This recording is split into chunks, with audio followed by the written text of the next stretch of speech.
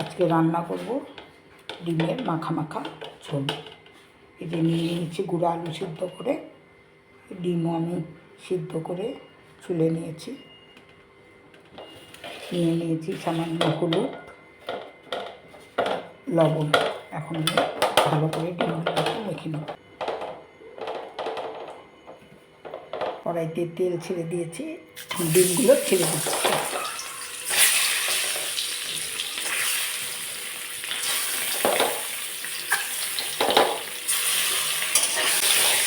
এখন ডিমগুলোকে ভেজে নেব। আমি ডিমগুলো ভেজে নিলাম, এখন ডিমগুলো আমি উঠিয়ে দিচ্ছি।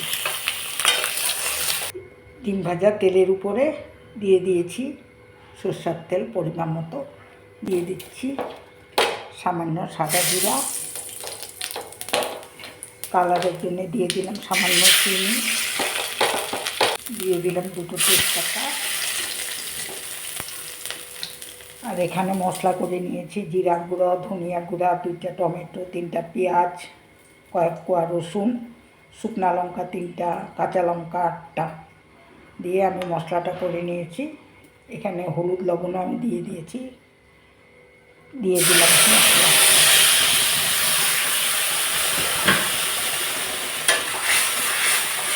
মশলাটাকে এখন ভালোভাবে আমি কষিয়ে নেব।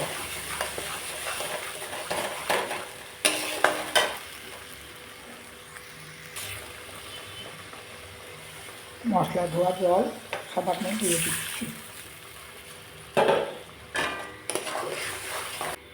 নমস্কার বন্ধুরা, মমি ডে আউট চ্যানেলে সবাইকে স্বাগত। আশা করি সকলেই ভালো আছো, আমিও ভালো আছি।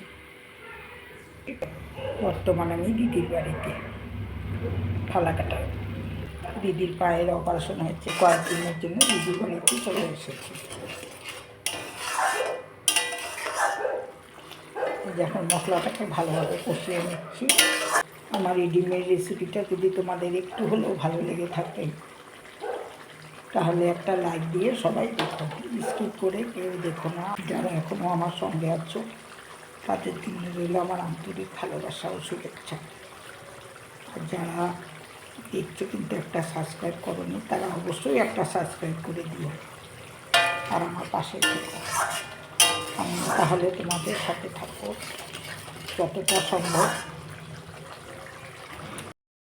আর বেল আইকনটাকে প্রেস করে রেখো, যাতে আমার রান্নার ভিডিও বা যে কোনো ভিডিও আপলোড করার সাথে সাথে নোটিফিকেশানটা সবার আগে তোমাদের কাছে পৌঁছাবে। কমেন্ট করে জানিও রান্নাটা কেমন লাগলো, তাহলে আমিও খুব আনন্দ পাই তোমাদের কমেন্ট পড়ে। এখন আমি আলুগুলো দিয়ে দিচ্ছি। বন্ধুরা, একটা কথা মনে রাখতে হবে, মশলা দিয়ে যে কোনো রান্নাই করি না কেন, কষানোর উপরেই কিন্তু স্বাদটা নির্ভর করে। যতটা কষিয়ে নিতে পারা যায় ততটা কিন্তু স্বাদটা বেড়ে যায় আর কাঁচা গন্ধটাও থাকে না।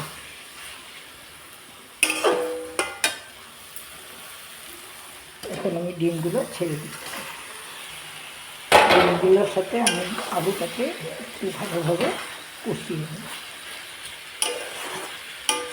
ডিমগুলোকে ভালোভাবে কষিয়ে নিলাম। এখন দিয়ে দিচ্ছি পরিমাণ মতো জল। যে যতটা পাতলা বা গ্রেভি করবে সেইভাবেই জল ব্যবহার করবে।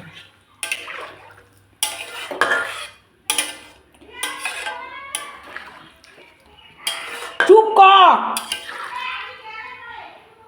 হে চুপ কর তো বদ্দি। পরিমাণ মতো জল দিয়ে দিলাম। তোমরাও তোমাদের পরিমাণ মতো জল ব্যবহার করে রান্নাটা করতে পারো। আমার যতটুকু জলের প্রয়োজন ছিল আমি সেইটুকু জল এখানে ব্যবহার করেছি। আমি খুব একটা পাতলা ঝোলও করবো না, আবার গ্রেভি টাইপেরও নয়, একটু মাখা মাখা ধরনের আমি ঝোল রান্না করব। ঢেকে দিচ্ছি।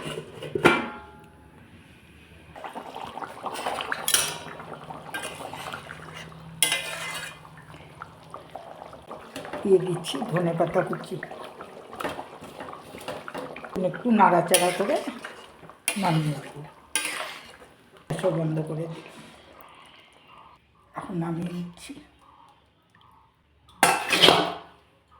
এতে হয়ে গেল আমার গুঁড়া আলু দিয়ে ডিমের মাখা মাখা সবজি।